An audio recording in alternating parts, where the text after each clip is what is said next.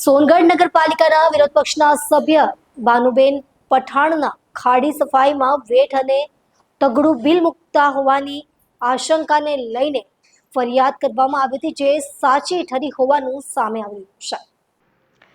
બીજી બાજુ વિપક્ષ દ્વારા સોનગઢ નગરપાલિકાના કામોમાં વ્યાપક ભ્રષ્ટાચારને લઈને વિપક્ષના સભ્યો બાનુબેન પઠાણ દ્વારા તમામ કામોની માહિતી મેળવવા માટે માહિતી અધિકારનો સહારો લઈ માહિતી માંગવામાં આવી હતી. તેમ છતાં નગરપાલિકા દ્વારા માહિતી આપવામાં આળોટાઈ કરતા પ્રાદેશિક કમિશનર દ્વારા તમામ માહિતી આપવા હુકમ કરવામાં આવ્યો હતો. વધુમાં સોનગઢ નગરપાલિકા દ્વારા ખાડી સફાઈના નામે મોટું બિલ પાસ કરવાના આક્ષેપ પણ બાનુબેન પઠાણ દ્વારા કરવામાં આવ્યા હતા. છેવટે ભ્રષ્ટાચારના દલાલીમાં હાથ કાળા કરનાર અને કામ કરનાર કોન્ટ્રાક્ટરને છાવરનારા થયા બે નકાબ. ત્યારે વિપક્ષ દ્વારા સોનગઢ નગરપાલિકાના ભ્રષ્ટાચારને ખુલ્લું પાડવાની તૈયારી વચ્ચે ખાડી સફાઈમાં થયેલ ભ્રષ્ટાચાર સામે આવ્યો છે.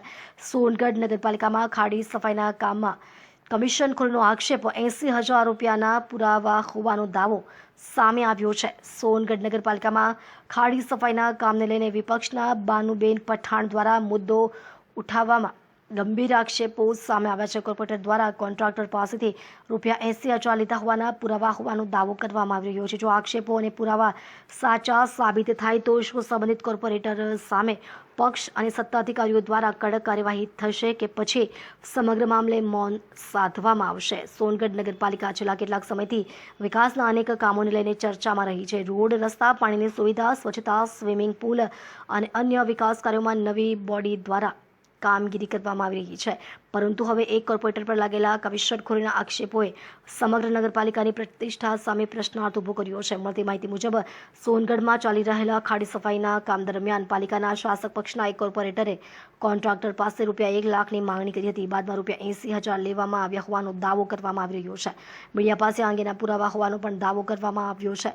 જો આક્ષેપો સાચા સાબિત થાય તો માત્ર એક કોર્પોરેટરનું વર્તન સમગ્ર નગરપાલિકા અને પક્ષની છબીને નુકસાન પહોંચાડી શકે છે. આવા સંજોગોમાં સવાલ એ છે કે શું જવાબદાર સામે નિષ્પક્ષ તપાસ કરીને કડક કાર્યવાહી કરવામાં આવશે કે પછી રાજકીય પ્રભાવ હેઠળ મામલો દબાવવાનો પ્રયાસ થશે? તે આવનાર દિવસોમાં ખબર પડશે. સર્વર પાડવી, તાપી. નમસ્કાર મિત્રો, આજે આપણે આવી પહોંચ્યા છે તાપી જિલ્લાના સોનગઢ નગરમાં અને સ્વચ્છતા એ જ પ્રભુતા, સ્વચ્છતા હી સેવા જેવા સ્લોગનો તાપી જિલ્લામાં હંમેશા બોલાતા રહ્યા છે. આખા ભારતમાં સ્વચ્છતા માટે ઘણી યોજનાઓ આવે છે અને ઘણી બધી ગ્રાન્ટ પાસ થાય છે.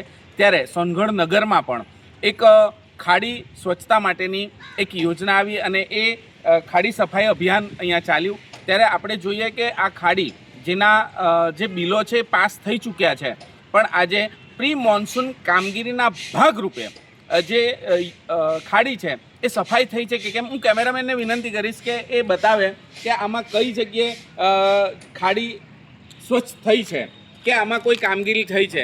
કારણ કે મસ્ત મોટા બિલ આમાં પાસ થયાના આક્ષેપો પણ થયા છે અને આ જે ખાડી છે કોઈ જગ્યાએ સ્વચ્છ દેખાઈ નથી રહી.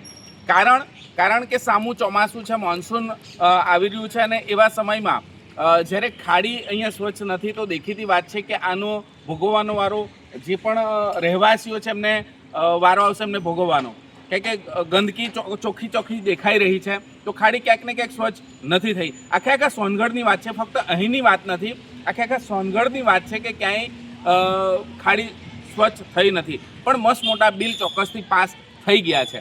કહેવાય છે કે આના જે કોન્ટ્રાક્ટર હતા, જે લીગલી પાસ થયા હતા, એ કોન્ટ્રાક્ટરો પાસે એક વોર્ડ છે, વોર્ડ નંબર 7, એના જમ્પ કરીને આ વોર્ડમાં આવીને એમણે માંગણી કરી કોન્ટ્રાક્ટર પાસે ₹1,00,000. શું એ યોગ્ય છે? કહેવાય છે કે ₹1,00,000ની માંગણી કરી ત્યારે કોન્ટ્રાક્ટરે 80,000 રૂપિયા ચૂકવ્યાની વાતો થઈ છે, નગરજનોમાં ચર્ચા ચાલી રહી છે અને એ ચોક્કસપણે દાવાઓ થયા છે. એનું પ્રૂફ, એના સબૂતો ચેનલ પાસે હાલમાં મોજૂદ છે કે 80,000 રૂપિયાનું ચૂકવણું થઈ ચૂક્યું છે. અને જ્યારે પણ આ વાત પ્રાંત ઓફિસર પાસે જશે, કહેવાય છે કે માહિતી આયોગ પાસે જશે તો ચોક્કસથી જીજે દેશી ન્યૂઝના માધ્યમથી આ અમે જણાવીશું કે કોર્પોરેટરે 80,000 રૂપિયા લીધા છે. જો આવા કોર્પોરેટર હોય ને જો લીધા છે તો એ સસ્પેન્ડ કેમ ન થાય? ખૂબ મોટો પ્રશ્ન છે.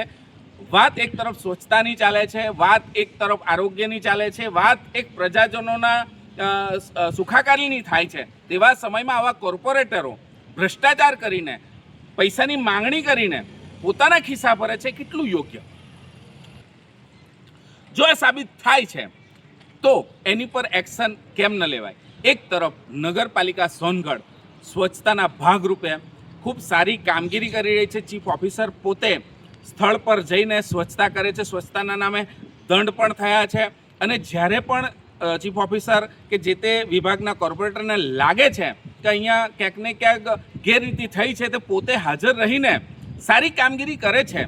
તો એક માછલી આખા તળાવને ખરાબ કરે છે. એક ટોપલામાં એક ખરાબ કેરી આવે છે તો આખા ટોપલાની કેરીને ખરાબ કરી નાખે છે. તેવા સમયમાં આ એક કોર્પોરેટરના કારણે આખા નગરપાલિકાને દોષિત ન ઠેરવી શકાય. કહેવાય છે કે સ્વચ્છતા માટે ખૂબ સારી કામગીરી નગરપાલિકા સોનગઢ કરી રહી છે. અને હાલમાં જે વિકાસના કાર્યો આપ સોનગઢ નગરપાલિકાના જોઈ રહ્યા છો, ઓટા ચોકડી પર જે સ્વચ્છતાના નામે ખૂબ સારા પેન્ટિંગ્સ થઈ રહ્યા છે. આજે જેટલા પણ શૌચાલયો છે, જીજે દેશી ન્યૂઝના માધ્યમથી જ્યારે જણાવવામાં આવ્યું તે તમામ શૌચાલય રિન્યુએશન થઈ રહ્યા છે. તેવા સમયમાં એક કોર્પોરેટરના કારણે આ ખાડી સફાઈનો જે ભ્રષ્ટાચાર થયો છે એના પર શું એક્શન લેવાય છે? પહેલો એપિસોડ છે, એના પછી બીજો આવશે, ત્રીજો આવશે, અને તમામ સબૂત પ્રૂફ સાથે ચેનલના માધ્યમથી અમે જણાવીશું કે શું ભ્રષ્ટાચાર આ ખાડી સફાઈ અભિયાનમાં થયા છે.